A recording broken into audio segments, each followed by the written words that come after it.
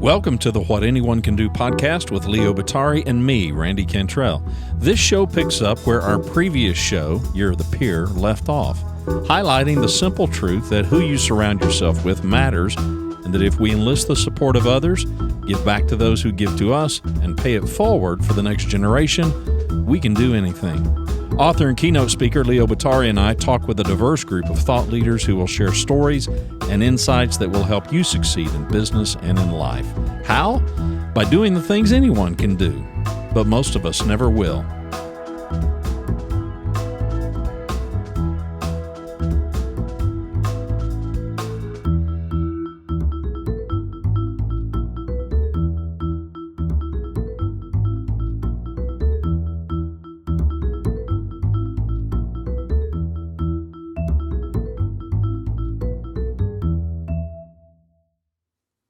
Welcome back. Another episode of What Anyone Can Do, a special episode. Well, they're all special. It is another COVID-19 episode, kind of, sort of, but we have a guest today, and you could guess which one of us is in Dallas, Texas, and no, it's not him.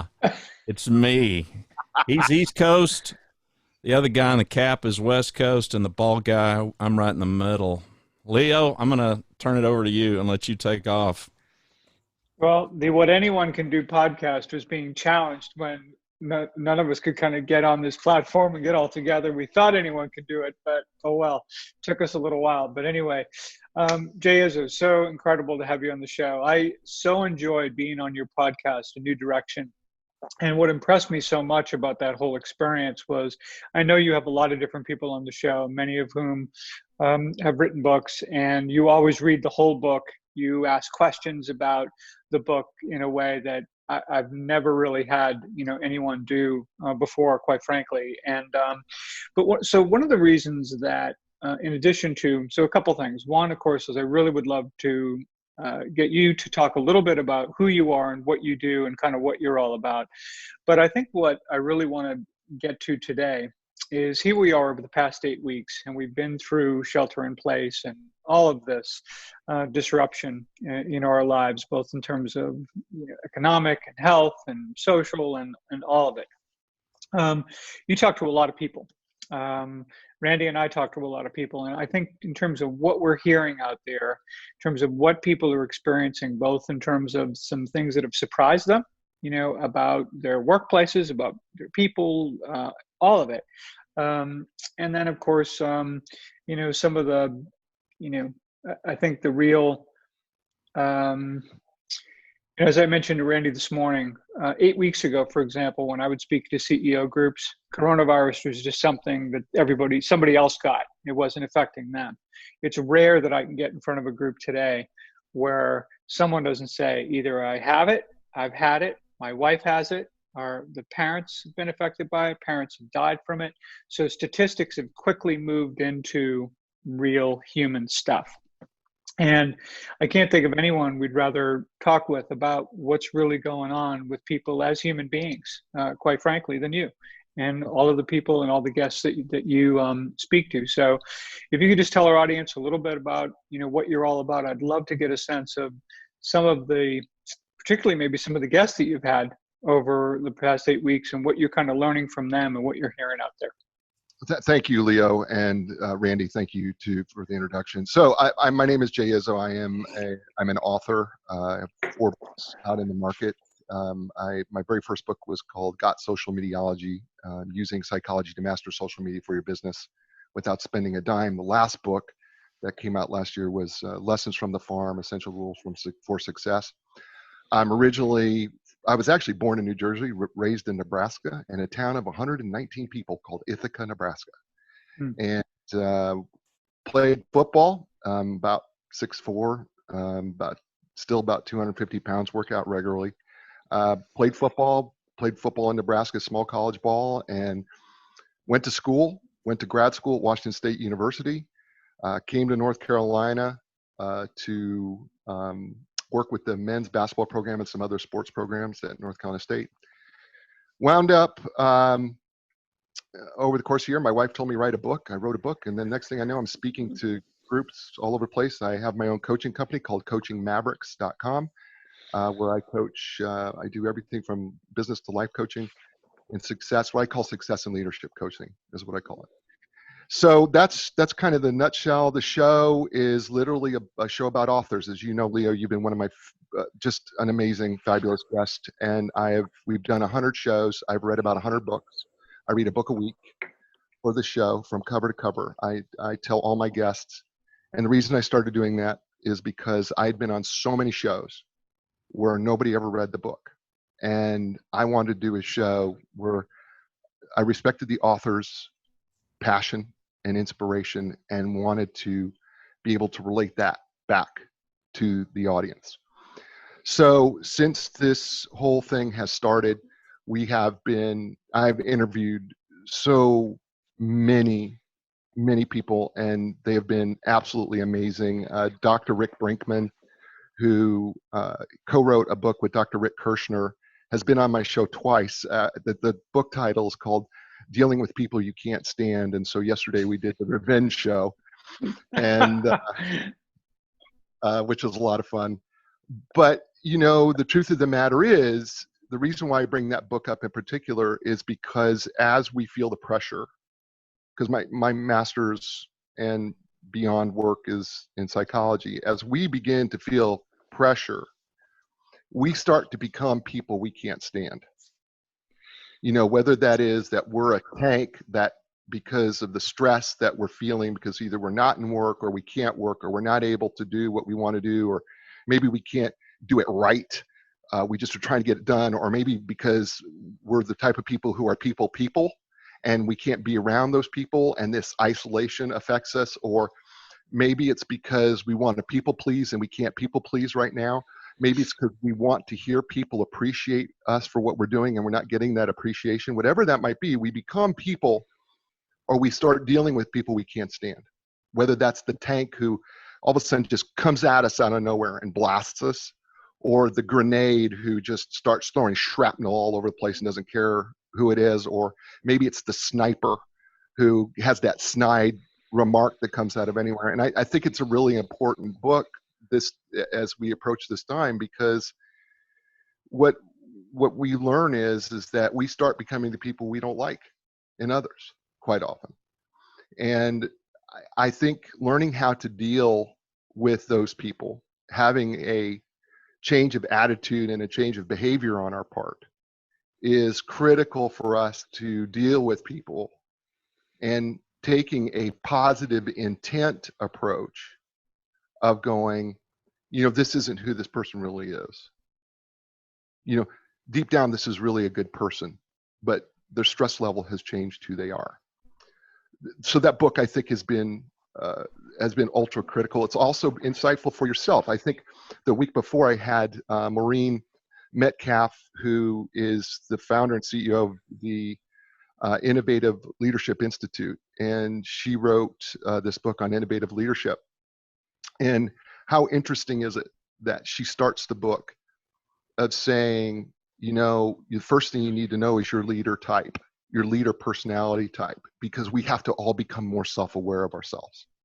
And I think that's where in all of this, and she talked about this in terms of this COVID-19 pandemic, that so often we become less self-aware because we've gotten so worried about almost survival that we're not even aware of our own selves.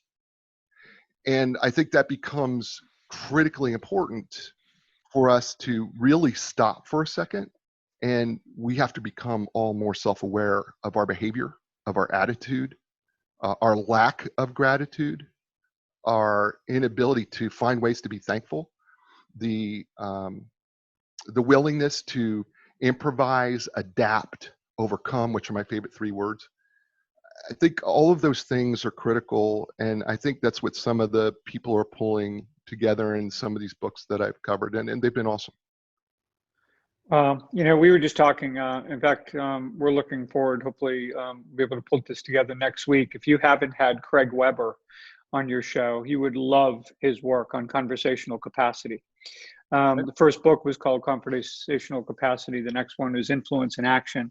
He talks a lot about candor and curiosity and how to operate within the sweet spot in terms of conversation. And it's very powerful because even though I think intellectually we know how we want to be, we know what it's supposed to look like, we're not always equipped with the tools to make that happen. And so one of the things I enjoy about the book you just described, which I'd love to read as well, and Craig's work, is I think it starts to give you some of those tools. And the reflection piece, of course, is huge. This idea that we have to take care of ourselves. Someday when we get to fly again, we're going to, remember the airline safety instructions, right? I brought it up in my last book. You put the oxygen mask on yourself before you put it on others. It sounds counterintuitive, but bottom line is you've got to be strong enough, and that's yourself. It's physically, mentally, psychologically, all of it, to take care of others. And obviously leaders, I think, are really feeling this right now in a big way. Well, I think you're right. And here's the thing. I think Maureen Metcalf did a great job, and it started getting me to think. I listened to that. I listened to a great bit of that show, by the way. It was good. I enjoyed her. Thank you. She makes a point of saying something that really kind of hit me. You kind of find out what kind of a leader you are under stress. I mean, right, Leo? I mean, it's really easy to lead. Sure is. When life around you is going well, all right? But what kind of leader are you when you don't feel like leading because the circumstances around you are starting to dictate other factors, and the people are starting to question whether they should continue to follow you anymore, and there are financial pressures, there may be even home pressures. I think we start to expose leadership under stress. I think to me that's probably the greatest test of leadership, is when the leader is under the most stress, when the followers are ready to unfollow. What kind of leader are you? And I say that pointing fingers at myself too, because I have to be honest with you, Leo, as this has been going on, and I'm an extrovert. I am a big time extrovert. And so I get my energy from people.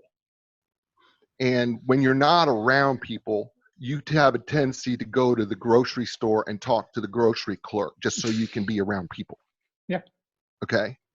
And it's funny, but it's really true. It's like, I know all the checkout people by their first name now at my local grocery stores. I know them, and I talk to them like they're my best friends because they're the people I get to see the most frequently. But it started to dawn on me that, you know what? I'd gotten soft. I'd gotten so used to being in the palace, probably took a lot of things for granted, and had forgotten to realize that I have to step outside of myself. If I really want to be the leader that I say that I am, you got to step outside yourself. You're going to have to do it differently. And you have to stay positive, and you have to make that choice.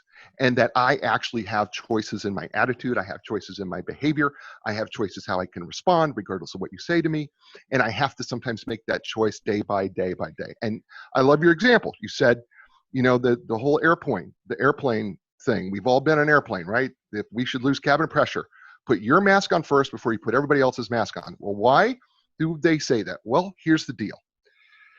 If you don't put your mask on and you lose and you can't breathe anymore, you're not putting anybody's mask on. Right? And I think what this has realized to me, at least from a leadership standpoint and even a personal standpoint, is, dude, put on your mask, but you better start putting masks on everybody else around you after you've done that, so that you can put on as many people, because there's people dying out there. And I think we gotten soft. We gotten so used to a living in a world that says, I want it yesterday. I'm not going to wait for it. I expect Amazon to deliver it, and if they don't deliver it in the days that they promised me, I want a complete refund. We live in a world that says there's always going to be meat on the shelf. There's always going to be vegetables on the shelf. There's always going to be all this stuff. All this stuff is available to me, and honestly, gotten soft. And now reality's starting to slap us in the face. And what are we going to do?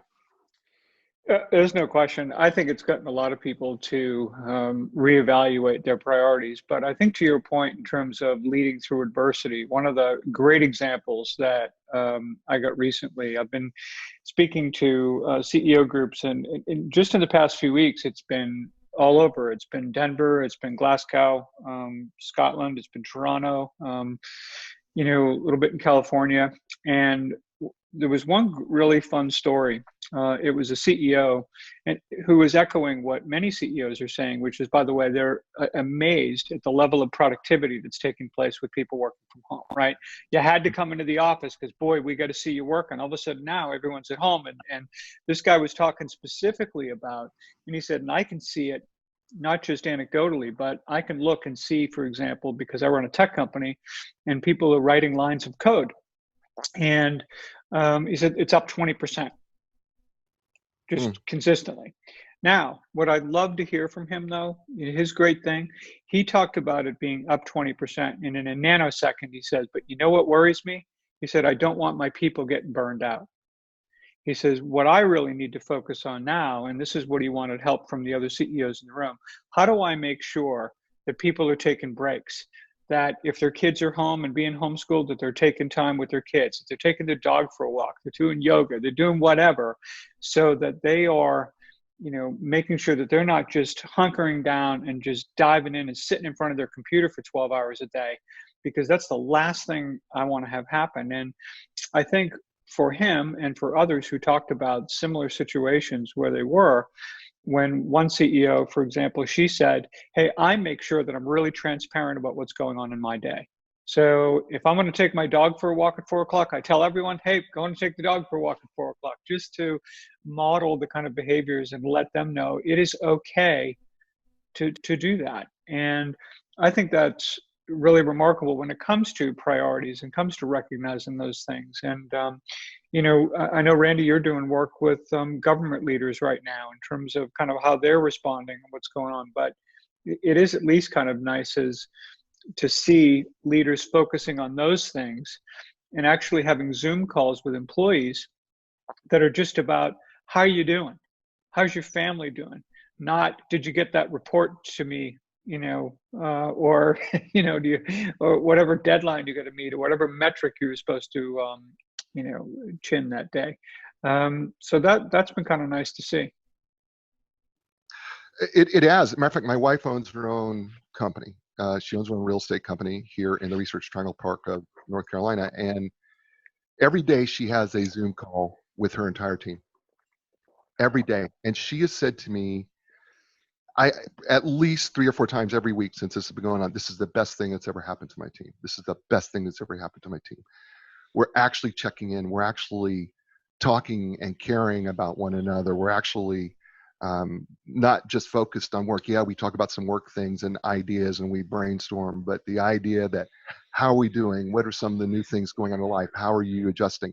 Those things have been, in her mind, far more powerful. And she's like, I don't know I ever want to go back to having a regular meeting again because of how powerful. And, Dr. Schuler came up with a term called online disinhibition effect. And basically the whole idea is that when we're behind a screen or when we're behind a phone or a tablet or whatever it is, we have a tendency to be less inhibited because we don't have that immediate threat. Even if somebody's on video looking at us, we don't feel that threatened as we would face to face, where we might withhold something.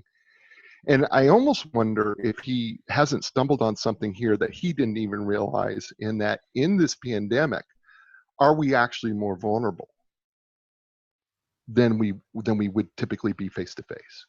Has this disinhibition effect that he talks about And by the way, he's from Rider College. Rider University, sorry, was Rider College. My dad graduated from Rider College in the 60s. Sorry. Dad, God bless you. I'm sorry. I didn't mean to insult the college, but it's a university now. But anyway, this idea of disinhibition effect, we have seen, of course, play itself out in social media where, people are willing to basically take off all their clothes and, shoot pictures of themselves and selfies and stuff that they would never do in public. But I also wonder if there's a positive side to that we're seeing as well in this situation with the Zoom calls that's happening. I think it's awesome. I do agree with you though on one thing, and that is when people are working out of the house, and I'm guilty of this because I do my job out of the house.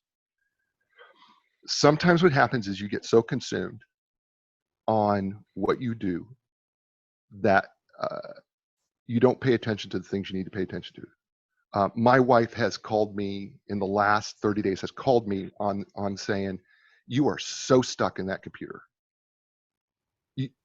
I really want to talk to you. And you go, crap, you're right. You're right. Because we tend to, we want to, remove the world from around us so we get focused on something. And so, I'm focused on my work. She sees me reading another book and she'll say to me, she goes, you've been at that book for, 9 hours, taking notes out of that book. Do you think we should, have a little time? Yeah, probably. You're right. Yeah. As a matter of fact, we should have some time. You're right. But that is a danger. But I think, we have to, and maybe I told this to my client, one of my clients, who I coach, and I said to him this morning, I said, you know what? This world has changed so much. It's time for us to get back into fundamentals and basics. What are the fundamental and basic things that we should know, but we're not doing because the world has changed? And so what we're doing is we're jumping far ahead instead of getting back to the basics. How much time should I work? Right? How stressed are my employees? And do I need to really account for that in terms of what their job production is? Am I making sure that when my employees go home, they really can go home to a restful situation? Am I doing the basic things that we should be doing in our job? That is, have I made it so complicated because our lives are complicated that we really need to actually back down and simplify it? And let's just get back to blocking and tackling. Forget the trick plays, forget the pulling guards, and forget we're going to bunt with 2 guys on first and second and we're going to do a squeeze play. Forget all that. Let's just hit the ball. Let's just catch the ball. Let's just throw the ball to the right person, right? And I think, as I told him that, and he said to me, man, he said, you're right. We just need to get back to basics and fundamentals. And I wonder if that's not the answer to all this, is to, instead of making it so complicated, if we need to just get back to the basics and fundamentals. I think it's also another explanation for why collaboration has gotten better. I don't have a name for it because that was a really cool name. What you had the, I think what's happening too is, look, we typically have a situation where people go into work. They bring their work hat on. They're the employee. They convene in one place. Now, all of a sudden, everyone's in their home. Their employee hat stays in the closet, essentially. Now, I'm inviting people into my world in a way that's very, very different, right? So it's a little bit of its home field advantage. A little bit of it, though, is dealing with each other as human beings instead of employees, because now we may have things in the background. I'm not a fan of the virtual background. I want to see kind of, but it'll be a dog barking in the background or jumping on your lap. It'll be the little kid who's being homeschooled who needs a break from their work too, who's coming over and say hi and seeing who's on video. All the things that humanize us in a way where we start being just a little more forgiving of one another, a little more understanding, a little more willing to listen and work together. And I think that's been really powerful as well, and driven and deepened a lot of the relationships that employees are having with one another, that I think has been really powerful also. Listen, my wife went through this with her team. There was an initial there was this initial push that shouldn't we all be dressed up, to be on the Zoom call. And so my wife came to me, she goes, what do you think about people, dressing for a Zoom call? And I said, why? I said, what really would be the point of that ultimately? I mean, what would change? I said, the fact of the matter is nobody dresses up to sit in their house. The fact of the matter, it's still their house. It's not an office. Right. It's still their house. Right? So let's deal with the people in their authentic, and I love that word. I know it's a really kitschy phrase word, right? Authentic. But let's just strip away all that stuff. And let's just be authentically real. This is who I am at home. And I can still do my job, not in a tie or a business suit or whatever it is. It's really interesting how much more people will become vulnerable, that disinhibition starts to come forward, because now people are willing to be more open and honest because they don't have that, we wear things. People don't realize it. Put on a suit and see what happens to your attitude. Right? I'm just telling you, put on a suit. Your attitude changes when you're in a suit. But put on a pair of shorts and your Tommy Bahama shirt, right? Tell me what you're at. Try being real intellectual that way. Unless you're really comfortable in your skin, it's not going to happen, because so much of what we wear, and by the way, there's been research in the 70s, all the way back in the 70s, where it said, you know what? People relate to us if we wear what they wear. They just do. If you look like the person, if you look similar to the person that you're trying to be, they have a tendency to like you too. You become more likable. By the way, likability is that key to little trust, right?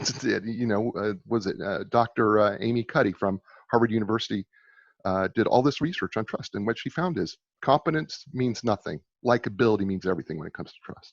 Mm. So the book, by the way, is called Presence. If you're interested in the book by Dr. Amy Cuddy. Fabulous. She's a fabulous researcher out of Harvard, and her book I thought was just crazy good. So check it out. But I think that's Leo, to your point, I think that's what we've got going on. I think we're becoming more real about what we really are. And I think it allows us to shed so much of the outer shells. What did Irving Goffman say? Irving Goffman said in his dramaturgical approach, he said, famous sociologist, by the way, if you ever want to read a fun book from the 80s, I think it was about 83, it's called Asylums, where he actually spent time in an asylum. But he said, we are all actors on a stage. And depending on who our audience is, we put on a different mask. And we don't really want people to see what's really backstage or who the real self is, because we're sometimes really uncomfortable with that. But I think in times of pandemics and what we're living in now, I think we're letting more people into our backstage. I think we're willing to do that. And I think it's healthy. And I think it's good. Yeah, I agree. And people who are listening on audio, by the way, should be aware that none of us get dressed up for this podcast today. So it's really just to tell you, we're eating our own dog food here. But Randy, I did put on a collared shirt. There you go. It's big today. But Randy, I'd love to get a sense too. I mean, we've been kind of back and forth on this today. What is the thing that is kind of in this conversation kind of stood out most for you in terms of the conversation, but also kind of what you're experiencing and what is kind of hitting you with all this? Well, I'm clearly the introvert in the room, so if Jay's the big extrovert, well, and the thing is, you've got an extrovert who's admitted that his wife, has kind of called him on the carpet for getting his nose in a book for 9 hours at a time. So you can imagine what the introverts among us, Fortunately, I'm married to an introvert, so we could go days without seeing each other and be fine. Leo and I talked a couple of weeks ago, Jay, about the NFL draft and these Zoom, and of course here in Dallas, It is a football town. Absolutely. And everybody was really wondering, this is going to be a colossal train wreck. And of course, it was really compelling because we were able to see not only people that were in there, because the NFL had closed down all of the teams' offices. So these people, and of course, we got Jerry Jones, he's on his yacht, and then you've got Coach Bro Kingsbury, who's got this phenomenal backyard and just killer, bachelor pad set up there in Arizona. But that was all kind of cool. And then seeing the players was kind of cool. The thing that's come through my judgment is easy. Compassion and understanding is hard. And while this conversation has been admittedly leaning toward the positive side, all we have to do is look at the media and see that during this pandemic, it's just been rock throwing and grenade launching and just a lot of venom back and forth. And Jay, we've leaned into the positive side, which is great. And I would love to just do that and ignore all the other. But during this pandemic, the thing that has frustrated me the most, and the thing that I have seen, and maybe I'm just highly sensitive to it, is just the highly opinionated people. And I still love the meme of the newscaster. And coming up next, we're going to have our virus expert, Karen from Facebook, and that has absolutely driven me out of my mind. But we've seen that, so Jay, have you? Well, the vitriol has certainly, I think, increased. Sadly, and I have to admit this, in my research of studying social media and continuing to study human behavior, one of the things I've noticed is that as separated as we have been, the chasm has grown even wider. Sadly, that's true. And it's not just along political lines. The opinions have become so strong, and there is no bend. They won't even tolerate. There's no tolerance to even listen to another viewpoint. If you are on this side of the fence and you're on that side of the fence, matter of fact, we're not going to even look at each other. We're going to turn the other way. And then what we're going to do is we're going to tell our own people on these sides, we're going to tell them how wrong they are. We're going to tell those. And by the way, I am watching the most educated people, highly educated. I mean, these are people with masters and sometimes PhDs, who have resorted to grade school name calling tactics.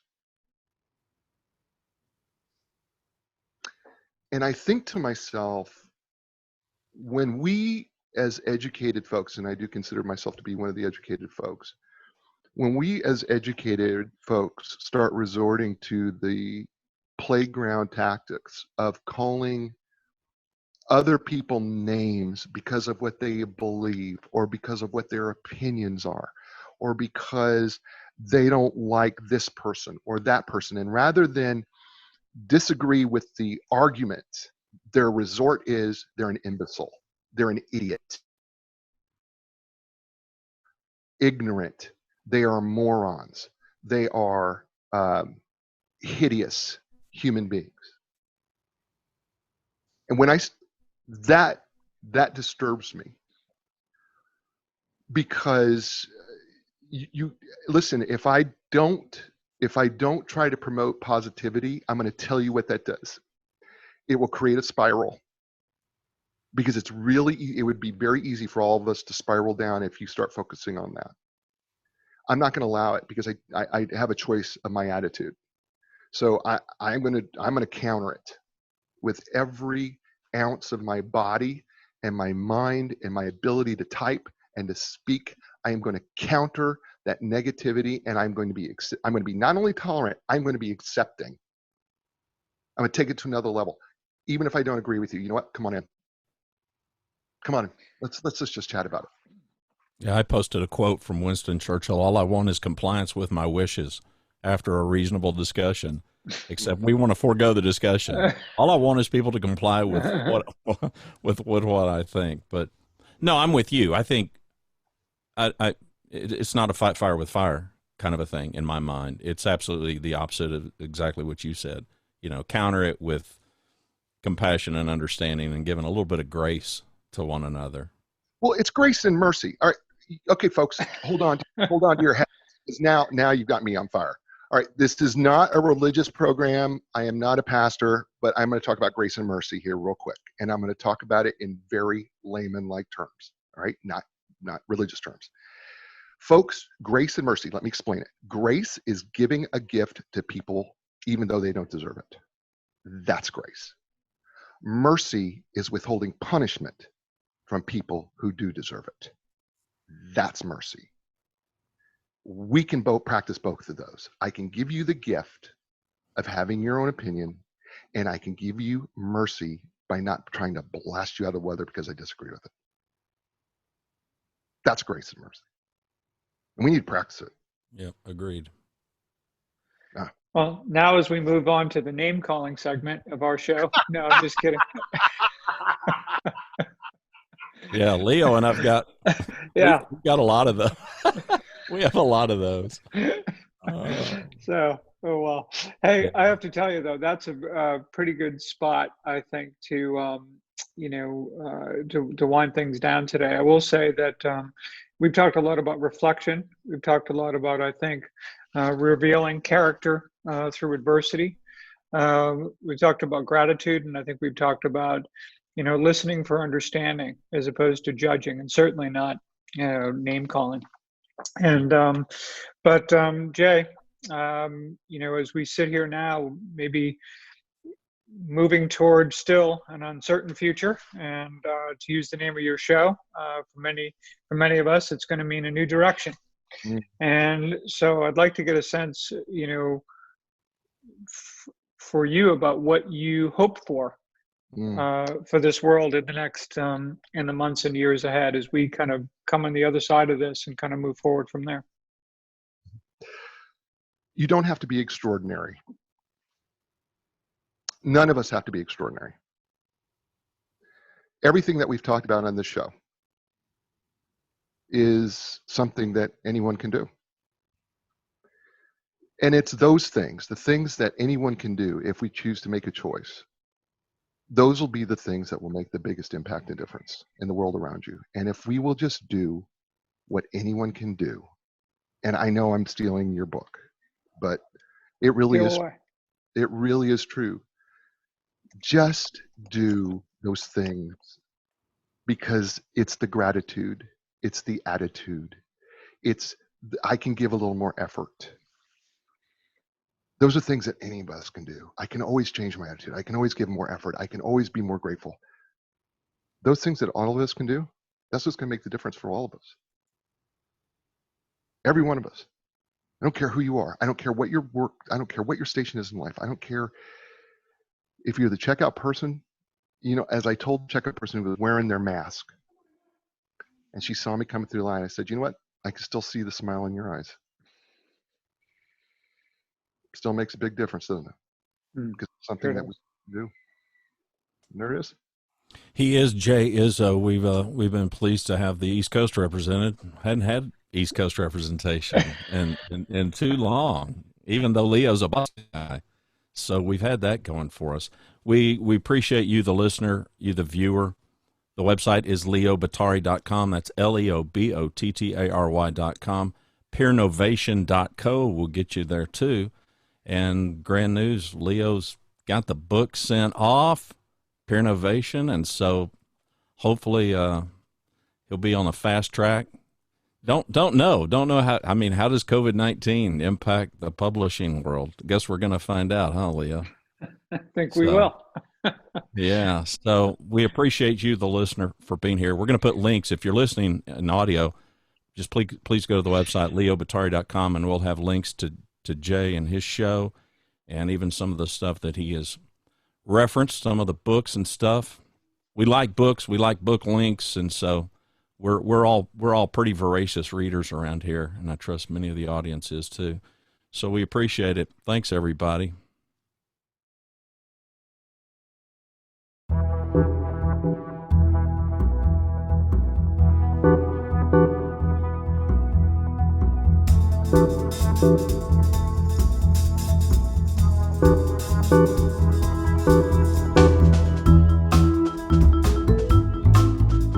To learn more about our show and what we do, to submit questions to us, and to subscribe to What Anyone Can Do podcast, please visit our website, whatanyoneCanDo.com. What Anyone Can Do podcast is hosted by Leo Batari and me, Randy Cantrell. Music provided by Kevin MacLeod is Vibe Ace, licensed under Creative Commons by Attribution 3.0 license. Thanks for watching or listening. We hope you'll share the podcast.